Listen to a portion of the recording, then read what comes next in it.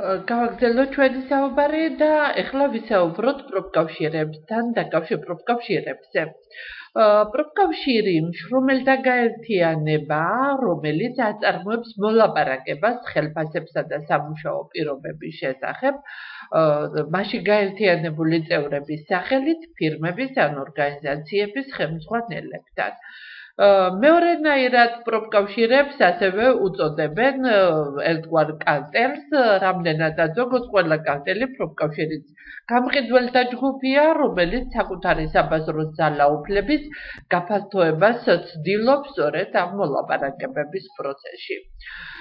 საერთოდ მშრომელთა დაქირავებულთა ნაწილი ხელფასის, სამუშაო პირობების და სხვათა შესახებ თვითონ აწარმოებს ინდივიდუალურად მოლაპარაკებას დამსაქმებლებთან, მაგრამ ნაწილი ადამიანების ამჯობინებს, რომ გაერთიანდნენ ისინი გარკვეულ ჯგუფებში, გარკვეულ საზოგადოებებში, ამ შემთხვევაში პროფკავშირებში და მოახდინონ, რათა აწარმოონ კოლექტიური მოლაპარაკება.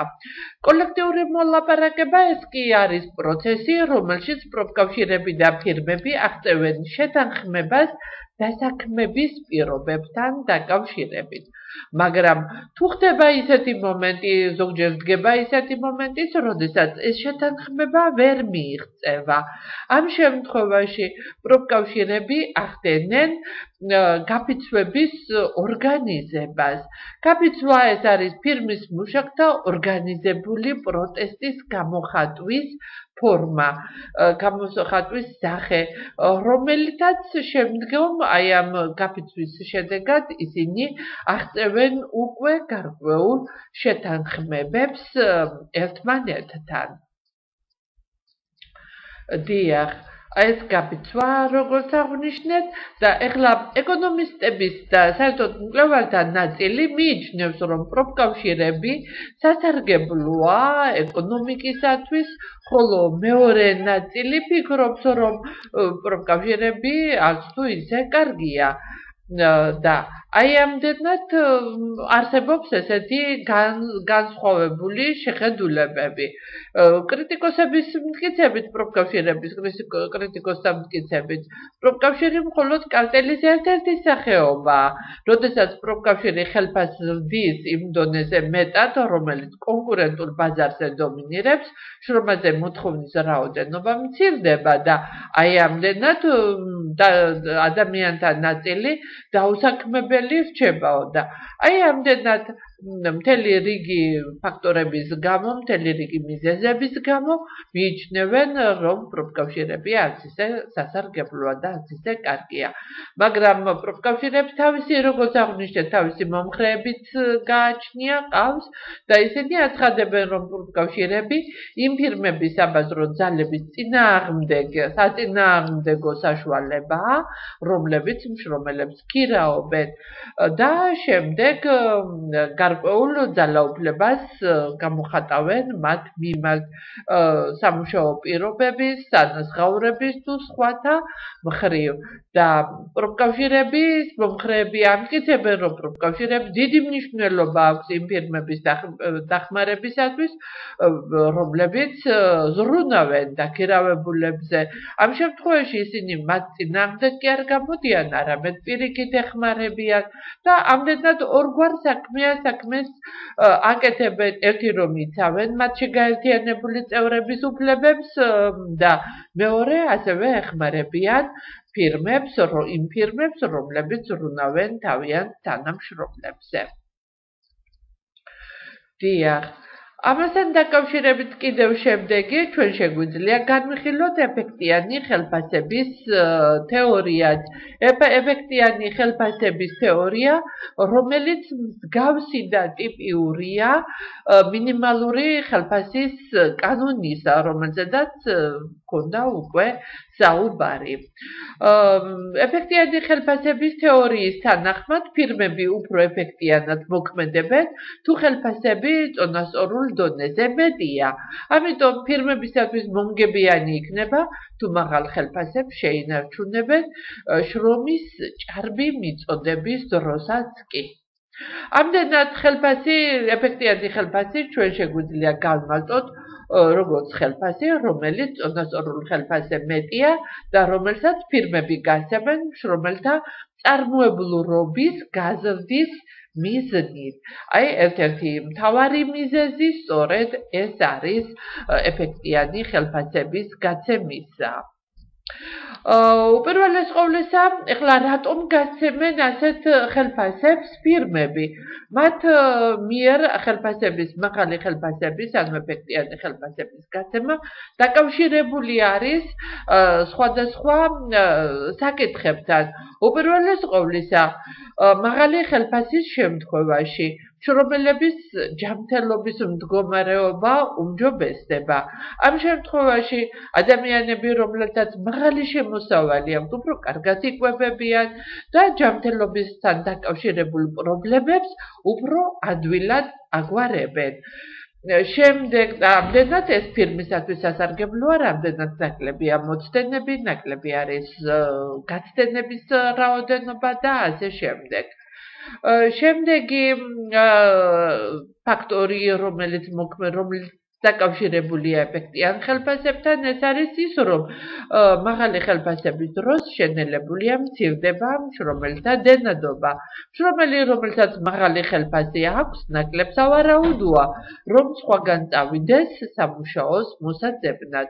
ამ შემთხვევაში იგი ფიქრობს, რომ მისი მოთხოვნები კმაყოფილდება და სხვაგან მას უკვე აღარ უწევს სამუშაოს ძებნა.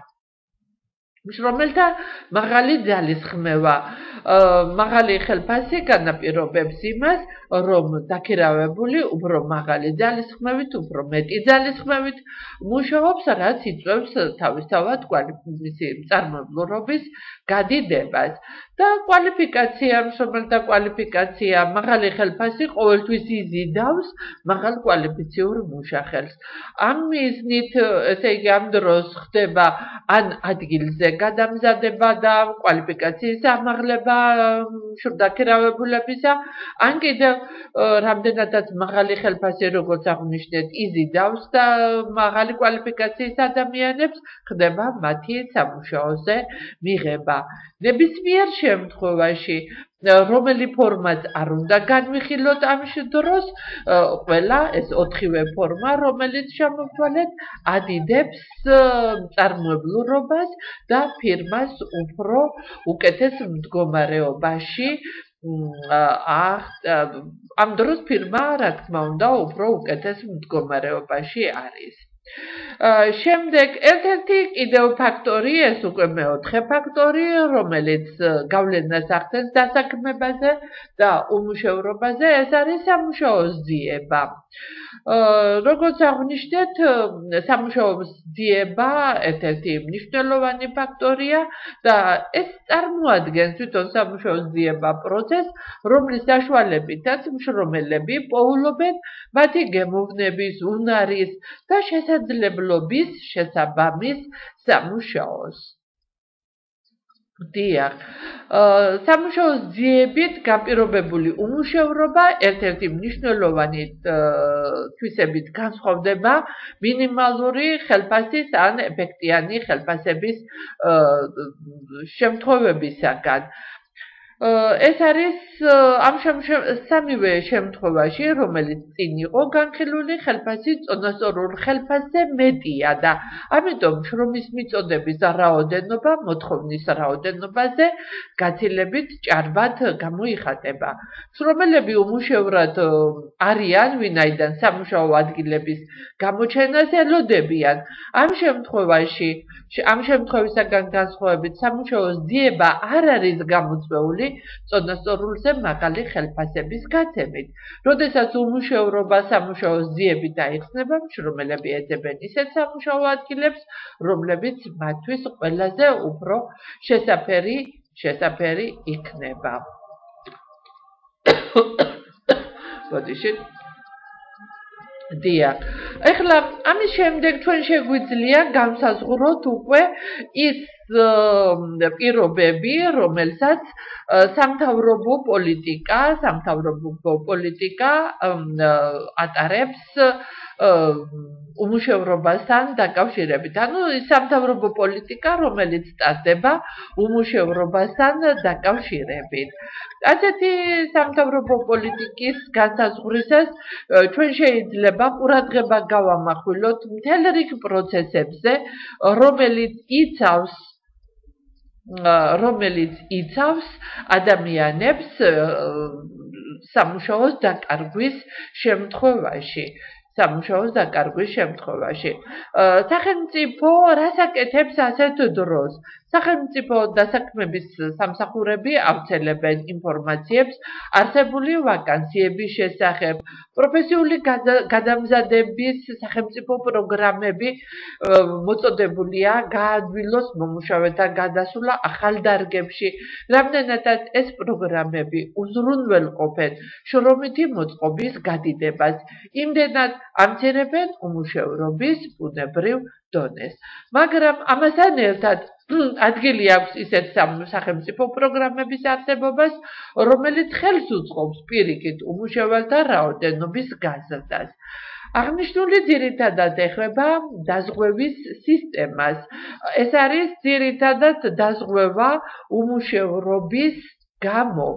ამ პროგრამის შესაბამისად უმუშევრებს შეუძლიათ ნაწილობრივ მიიღონ ხელფასი სამუშაოს დაკარგვის შემდეგაც კი.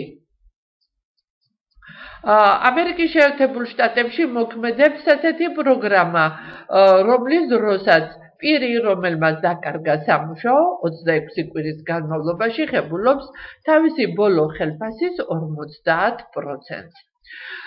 ამ სუბუქებს რა სამუშაოს დაკარგვით გამოწვეულ უარყოფით ეკონომიკურ შედეგებს, ასეთი სახის დაზღვევა ამასთან ერთად ზრდის, როგორც აღვნიშნეთ უკვე, უმუშევალთა რაოდენობას და მაღლასწევს უმუშევრობის ბუნებრივ დონეს. უმუშევრები იღებენ რა შემწეობებს, ისე აქტიურად აღარ ეძებენ სამუშაოს და ზოგჯერ უარს ამბობენ საკმაოდ მიმზიდველ წინადადებებსაც კი. ის ფაქტი, რომ უმუშევრობის დაზღვევა ზრდის მის ბუნებრივ დონეს, არ ამცირებს ასეთი პოლიტიკის მნიშვნელობას. მის დადებით მხარე შეიძლება ის ჩავთვალოთ და ის იყოს, რომ ადამიანებს საშუალება ეძლევათ უარი თქვან მათთვის არც თუ მიმზიდველ სამუშაოზე და მოძებნონ უფრო სასურველი სამუშაო. ამავე დროს უმუშევრობის დაზღვევა ხელს უწყობს სამუშაო ძალასა და სამუშაო ადგილების სტრუქტურის შესაბამისობაში მოყვანას. ასეთ მდგომარეობას ადგილი აქვს ძირითადად განვითარებულ ქვეყნებში, რაც ახლა ვთქვით, რაც შეეხება განვითარებად ქვეყნებს და ასევე შეგვიძლია ჩვენი ქვეყნის მაგალითებსაც ვთქვათ, ის რომ უმუშევრები არ არიან დაცული ეფექტური უმუშევრობის სადაზღვეო პროგრამებით ან სხვა ფორმის დახმარებებით, რომლებიც ხელს შეუწყობდნენ საარსებო მინიმუმის მიღებას და დაქირავებას უმუშევალთა მიერ. საქართველოში მხოლოდ უმუშევალთა 9% არის რეგისტრირებული და აქედან მხოლოდ 6% ღებულობდა, 6%-მა მიიღო ეგრეთ წოდებული დახმარება უმუშევრობის გამო. ამდენად შეგვიძლია ვთქვათ, რომ უმუშევრობის დაზღვევის პოლიტიკის შედეგიანობის განსაზღვრა მეტად რთული საქმიანობა და კვლევის საკმაოდ სერიოზული კვლევის ობიექტსაც წარმოადგენს. ეკონომისტები, რომლებიც ამ საკითხს იკვლევენ, გვთავაზობენ მის რეფორმირებას იმისათვის, რომ შემცირდეს უმუშევალთა რიცხვი და მოითხოვენ, რომ ფირმებმა გათავისუფლებულ მუშაკებს მთლიანად გადაუხადოთ კომპენსაცია ხელფასის ოდენობით. ასეთ სისტემას 100%-იან კომპენსაციის სისტემას უწოდებენ და საკმაოდ სასარგებლო არის იმ ადამიანებისათვის, ვინც სამუშაო დაკარგა, მაგრამ არც ისე მისაღები არის ორგანიზაციებისათვის. დიახ. აი ამის შემნამეთი შეგვიძლია ჩვენ დავამთავროთ ჩვენი ლექცია.